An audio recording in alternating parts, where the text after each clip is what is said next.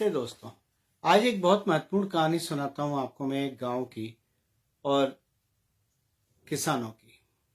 मैं आपके केवल 15 मिनट लेना चाहता हूँ। कृपया इसको ध्यान से सुनिएगा और जितना आगे से आगे हो फॉरवर्ड करिएगा। एक छोटा सा गांव था जहाँ ज़्यादातर किसान रहते थे और वो अपने फसल का काम करते थे, अपने किसानी करते थे। गांव को सड़क से एक ही सड़क थी जो उसको शहर से जोड़ती थी या मेन हाईवे से जोड़ती थी, और उस सड़क पे एक पहलवान बैठा करता था जो जिसका काम तो रखवाली था, लेकिन वो आने जाने वालों से पैसे लेता था, कमीशन लेता था गांव में आने में, गांव से जाने में। साथ में गांव का एक प्रधान था जिसकी दोस्ती पहलवान से बहुत अच्छी थी और बहुत पुरानी थी, और ये 50-60 साल से चलता हुआ आ रहा था। दोनों मिलके आने जाने वालों से पैसे लेते थे। होता ये था कि किसान अपनी फसल उगाता था और फसल पकने के बाद, हार्वेस्टिंग के बाद, जब वो फसल लेके बेचने जाता था तो पहलवान उससे बोलता था पहले कमीशन रखो, उसके बाद जाने दूंगा। तो किसान उसको कमीशन देता था ताकि उसकी फसल मंडी तक पहुंच सके। जब आगे चलता था तो वो फसल तुलवानी पड़ती थी, जिसकी पर्ची अलग कटती थी, और बोरी उतारने और चढ़ाने के लिए पहलवान अपने लड़के देता था जो अलग से पैसा लेते थे उतारने चढ़ाने के लिए, और उतारते चढ़ाते वक्त थोड़ा सा अनाज बोरियों से निकाल लिया करते थे। जो उनके पास एक लोहे का औजार होता है जिससे अनाज बाहर निकालते हैं बोरी से, उससे अनाज निकाल लिया करते थे। तो 20-30 बोरियों में एक बोरी वो अनाज अपना बना लेते थे।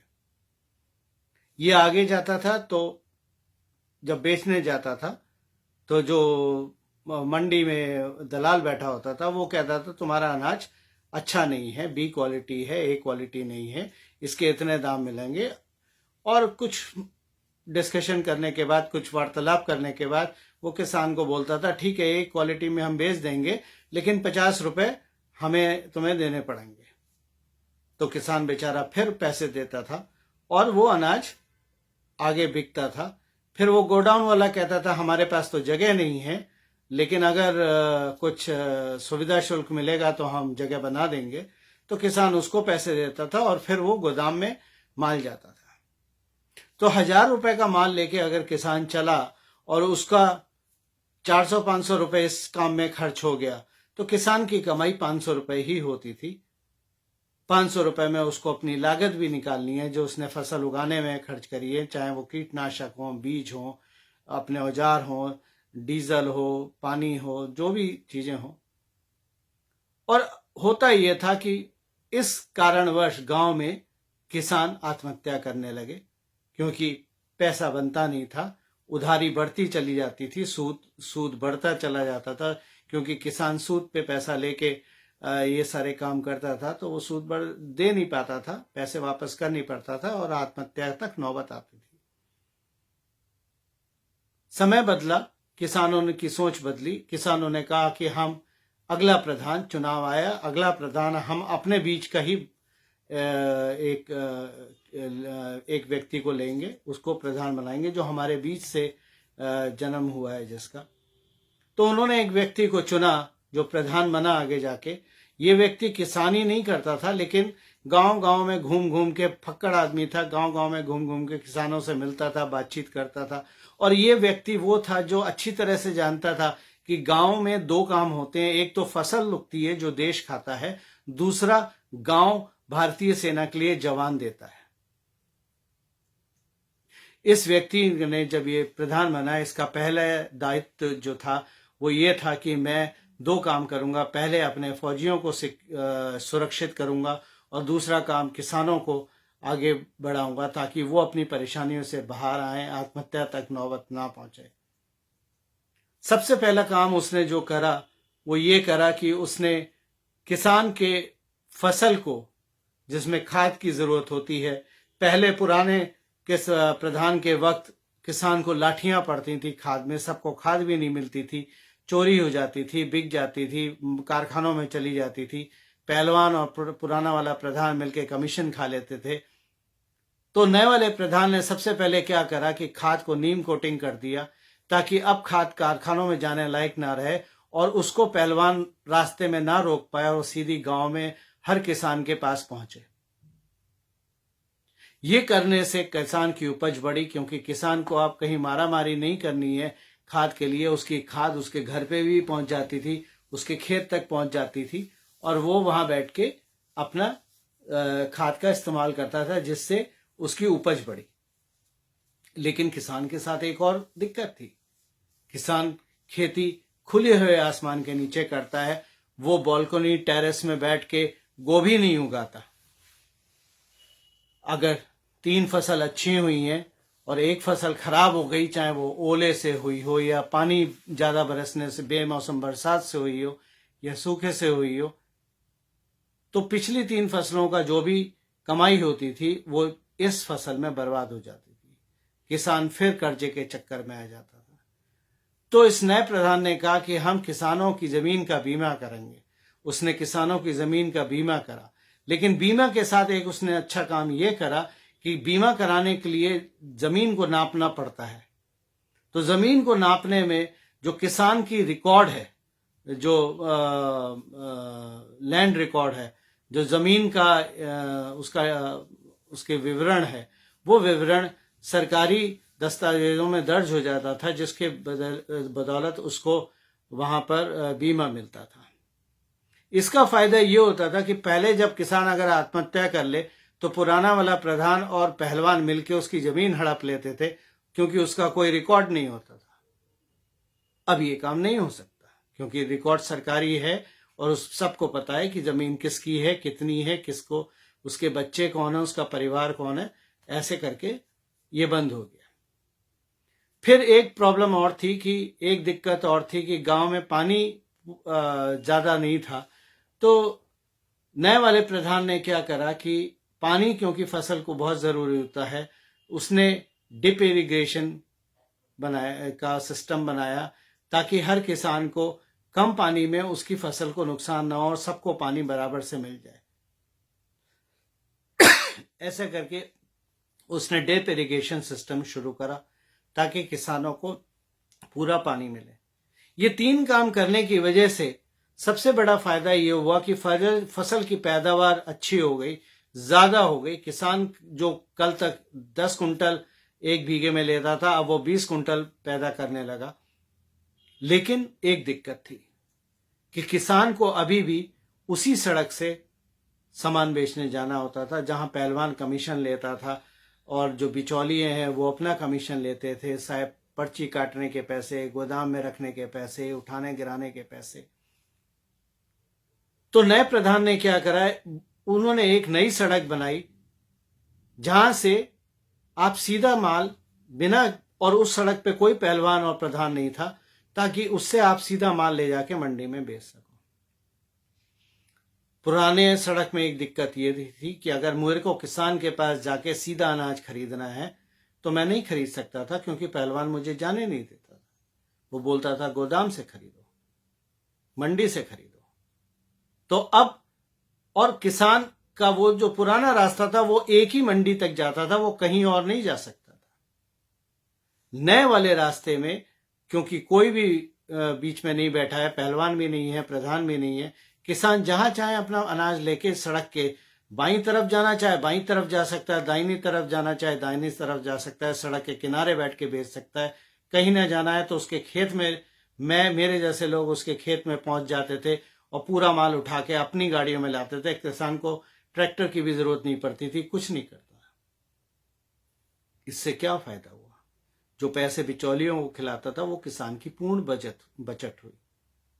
ये बचत किसान की जो आमदनी है उसको बढ़ाया। किसान अपना कर्ज चुका सकता था, अब आत्महत्या की नौबत नहीं आती थी। अब किसान के पास पैसा है। जब पैसा किसान के पास आ जाएगा तो किसान और अच्छी फसल उगाएगा। अब सवाल ये उठता है, ये किसान के पास जो ज्यादा पैसा है उसने क्या करा? पहले किसान पुरानी व्यवस्था में जब था तब वो किसान अपने पैसे को घर में रखता था, किसी चावल की बोरी में, जो कनस्तर होते हैं उनमें रखता था, कैश रखता था, नकद। अब किसान, नए वाले प्रधान ने क्या करा कि उसने एक काम और करा, उसने एक बैंक खोल दिया। तो अब किसान को पैसा अपना बोरियों में और कहीं रखने की जरूरत नहीं थी जो कोई भी उठा के ले जाए और छीन ले। वो पैसा सीधा बैंक में रहता था।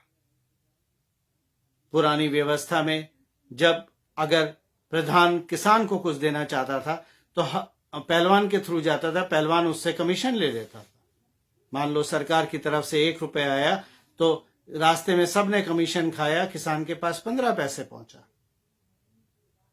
अब नए बैंक में अगर सरकार देना चाहती है, वो सीधा किसान के बैंक में जाता है जहां से किसान इस्तेमाल करता है, कोई उसे नहीं छीन सकता। इससे किसान के पास पैसा बहुत हुआ। जब पैसा बहुत हुआ तो किसान अपने लिए, अपने परिवार के लिए बाजार में गया, अच्छे कपड़े खरीदे, उसने मोटरसाइकिल खरीदी, ट्रैक्टर खरीदा और सामान धीरे धीरे खरीदता रहा। जब ये सामान आगे जब इसकी डिमांड बढ़ी, जिसका इसके लिए लोगों ने बहुत उपभोक्ता इसके बढ़े, तो इन कारखानों ने, इन कंपनियों ने जो ये मोटरसाइकिल वगैरह बनाती हैं, इन्होंने शहर के बच्चे और अपने यहाँ नौकरियों पे रखे ताकि ज्यादा माल बनाए। शैम्पू वाली कंपनियों में और आगे बढ़े ताकि शैम्पू ज्यादा बिके, साबुन अच्छे हो गए, सब कुछ अच्छा हो गया। तो यानी मिडिल क्लास इसमें आ गया जहां उसका फायदा हो गया। यही है किसान बिल। पुरानी व्यवस्था और नई व्यवस्था। नए वाले प्रधान ने पुरानी सड़क बंद नहीं की है, लेकिन नई सड़क खोल दी है। जो किसान पहलवान के दोस्त हैं और उनके लिए काम करते हैं, वो अपनी अभी भी पुरानी व्यवस्था पे चल सकते हैं। लेकिन जो किसान ईमानदार है, जो किसान अपनी मेहनत का पैसा लुटना नहीं चाहते, वो नई व्यवस्था को इस्तेमाल करें। नई व्यवस्था में जो नई सड़क बनी है, वहां से मैं बिना पहलवान से बात करे सीधा किसान के पास जाके अपना ट्रक ले जाके सामान भर के लाऊंगा, जहां किसान को कहीं नहीं जाने की जरूरत है। और जब मैं वहां जाऊंगा किसान के पास, तो मैं किसान से कहूंगा, भाई अगली बार ये वाली फसल लगाना और इसके पैसे मैं दूंगा। मैं किसान को पहले ही पैसे दे दिए, आधे पैसे दे आया कि भाई अगली बार 20 कुंटल गेहूं तुम ये वाला उगाओगे और ये पैसे हैं, आधे पैसे तुम पकड़ो, आधे जब मैं फसल लेने आऊंगा तब तुम्हें दूंगा। तो किसान को पैसे उठाने के लिए बाजार में नहीं जाना, पैसे उठाने के लिए बैंक में नहीं जाना, तो सूद की बात नहीं आती है, कोई वहां पर सूदखोरी नहीं होती है। जब सूदखोरी नहीं होगी तो मुनाफा शुद्ध होगा, किसान का होगा, जिससे किसान आगे अपना काम कर सकेगा और फ्लोरिश कर। जब किसान की प्रगति होगी तो किसान जो अपने लिए सामान खरीदता है, उन कारखानों की प्रगति होगी। और जब उन कारखानों की प्रगति होगी तो मिडिल क्लास की प्रगति होगी, क्योंकि मिडिल क्लास उन कारखानों में काम करता है जहां पर ये सारी चीजें बनती हैं, चाहे वो ट्रैक्टर हो, मोटरसाइकिल हो, इत्यादि इत्यादि। आज क्या हो रहा है? आज ये हो रहा है कि वो पहलवान और उसके पुराना प्रधान और उसके गुंडे मवाली नई सड़क पे आके बैठ गए हैं और वो सब ये कह रहे हैं कि इस सड़क को उखाड़ के फेंको, क्योंकि ये सड़क हमें पसंद नहीं है, जो भी सड़क इस्तेमाल होगी वो पुरानी वाली होगी। किसान बिल इससे ज्यादा कुछ नहीं है। यही मूल उद्देश्य है किसान का। अगर आप देखें, मैंने अभी पहले जैसे कि कहा कि फौजी और किसान इस प्रधान की प्राथमिकता थे। आज फौज में अच्छी बंदूकें हैं, अच्छी तोपें हैं, बुलेट प्रूफ जैकेट है, अच्छी, आप फौजी को पूछना नहीं पड़ता है कि मैं गोली चला लूं। अब यह है कि अगर दुश्मन सामने खड़ा है तो पहले ठोक दो और उसके बाद बताओ मैंने ठोक दिया। गोलियों की गिनती देने की जरूरत नहीं है। तो जहां इस नए प्रधान ने फौजियों को मजबूत करा अपने देश की सुरक्षा के लिए, वहीं इसने किसानों का उद्धार करा ताकि किसान खुशहाल हो। अगर किसान खुशहाल होगा तो पूरा सिस्टम खुशहाल होगा। यही मैंने पहले बोला था, इसी को कहते हैं सैशे इकोनॉमिक्स, जिसको मैं बोलता हूं कि अगर यहां से आप शुरू होंगे नीचे से, तो नीचे वाले मिडिल क्लास को पुश करेंगे, और जब मिडिल क्लास को ज्यादा नौकरी मिलेंगी, ज्यादा कारखाने में माल बनेगा, तो यही माल आगे बिकेगा जो उद्योगपतियों को भी फायदा पहुंचेगा। दोस्तों, YouTube पे मैंने अपने चैनल को मोनेटाइज नहीं किया है। मुझे किसी भी वीडियो का 1 पैसा भी नहीं मिलता है, ना मैं लेता हूं। मेरा उद्देश्य केवल ये है कि सही बात देश के कोने कोने में जाए।